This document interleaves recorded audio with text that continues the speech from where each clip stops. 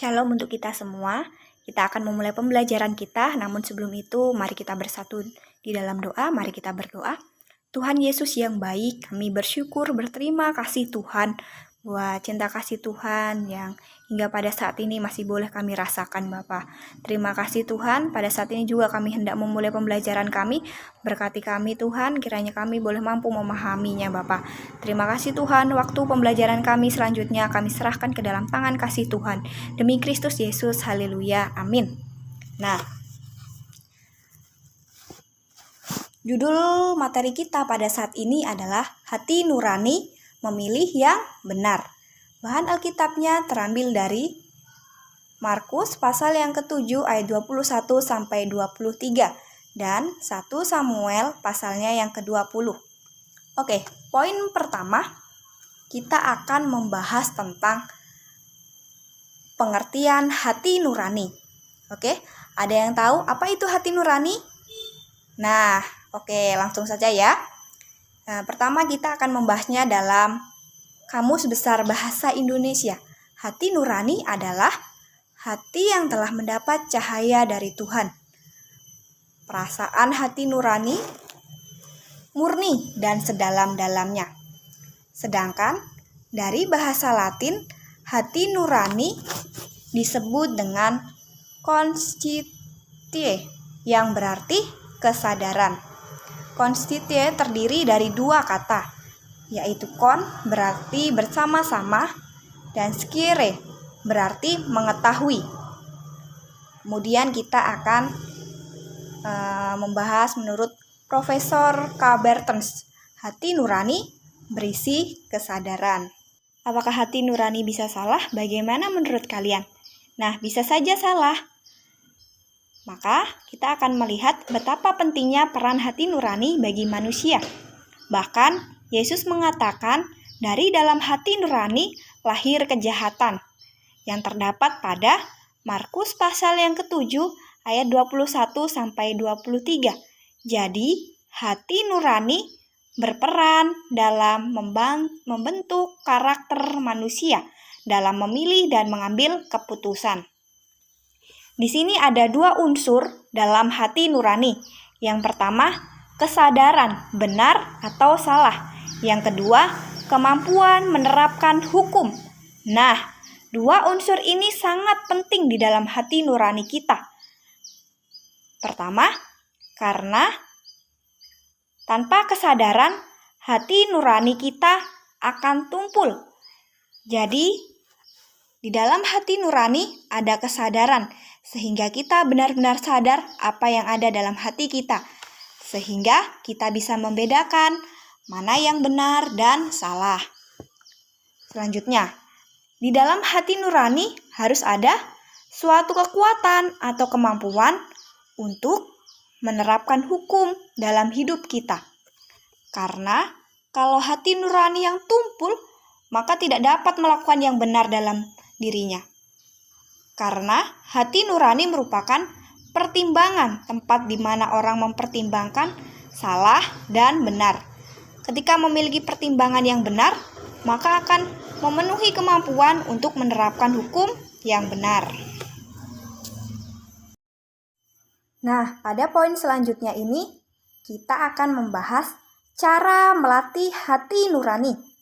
Nah, kenapa hati nurani harus dilatih? Ada yang tahu?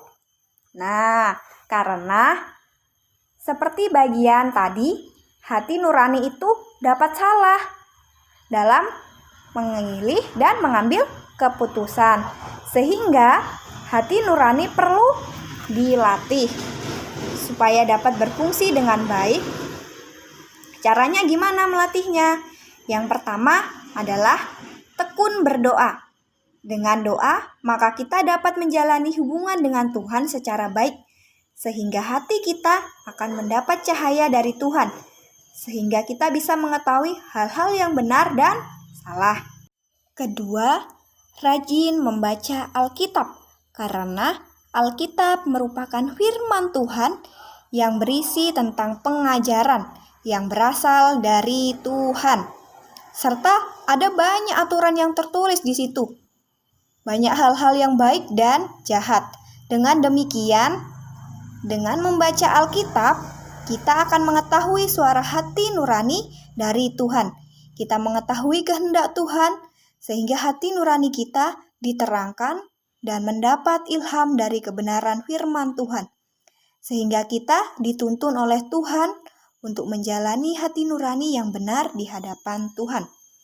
Yang ketiga, meneladani tokoh Alkitab atau gereja. Kita perlu memperhatikan kehidupan para tokoh Alkitab, di mana mereka bergumul dengan hati nurani mereka. Nah, contohnya seperti Adam dan Hawa. Ketika iblis meminta mereka untuk menemukan buah, memakan buah dari pohon pengetahuan di situ, hati nurani sedang mempertimbangkan baik, buruk, benar, dan salahnya. Tetapi di situ Adam dan Hawa, mereka tidak benar-benar menuruti hati nuraninya, sehingga akhirnya mereka memilih yang salah. Begitu juga dengan tokoh-tokoh yang lainnya. Nah, contohnya juga seperti Nuh.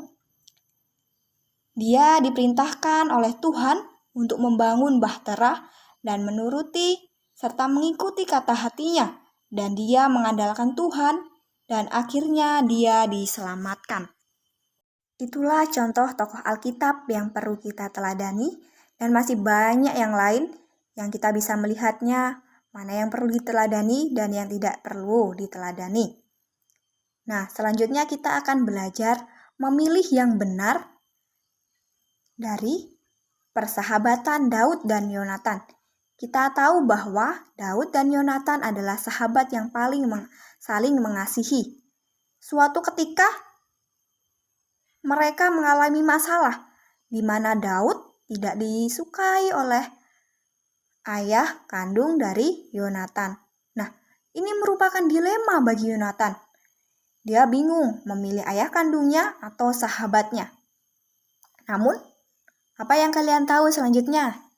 Nah, di sini Yonatan memilihnya dengan sikap bijaksana, membela kebenaran. Nah, bagaimana sikap Yonatan dalam memilih pilihan yang sulit yang dihadapi? Namun, pada akhirnya dia memilih untuk bersikap bijaksana. Ayo, ada yang tahu artinya apa?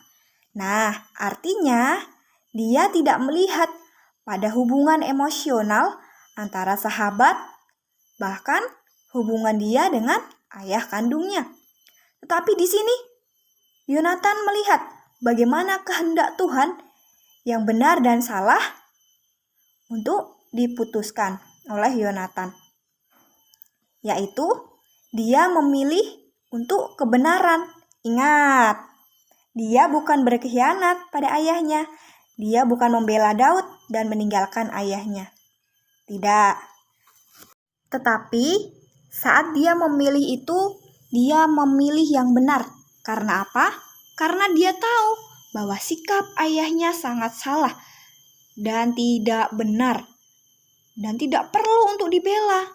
Dan pada akhirnya dia memilih sesuatu yang benar, yaitu menyelamatkan Daud dan sekaligus ayahnya dari dosa karena ayah Yonatan hendak membunuh Daud. Jadi pada waktu Yonatan memilih itu, ia sedang menyelamatkan kedua-duanya, menyelamatkan Daud dari serangan ayahnya dan menyelamatkan ayahnya dari dosa yang besar di mana ayahnya berusaha membunuh Daud yang tidak bersalah. Nah, dengan pilihan ini, Yonatan telah memilih yang baik dan benar. Dan Yonatan mampu menggunakan hati nuraninya dengan baik dalam mengambil keputusan. Baiklah, demikian penjelasan pada saat ini. Semoga kita bisa mengerti dan kita dapat memahaminya. Dan kita juga bisa melatih diri kita untuk dapat memiliki hati nurani yang benar dalam mengambil keputusan. Nah, langsung saja kita akan tutup pembelajaran kita pada saat ini dengan doa. Mari kita berdoa. Terima kasih Tuhan, pembelajaran kami boleh berlangsung dengan baik. Pada saat ini kami telah selesai melaksanakan pembelajaran kami. Kiranya kami boleh memahami materi yang kami pelajari. Terima kasih Tuhan, kiranya materi pada saat ini kami benar-benar diajari untuk menggunakan hati nurani kami dengan benar untuk mengambil keputusan yang baik Bapa. Terima kasih Tuhan, di dalam anak-Mu Yesus Kristus. Haleluya. Amin.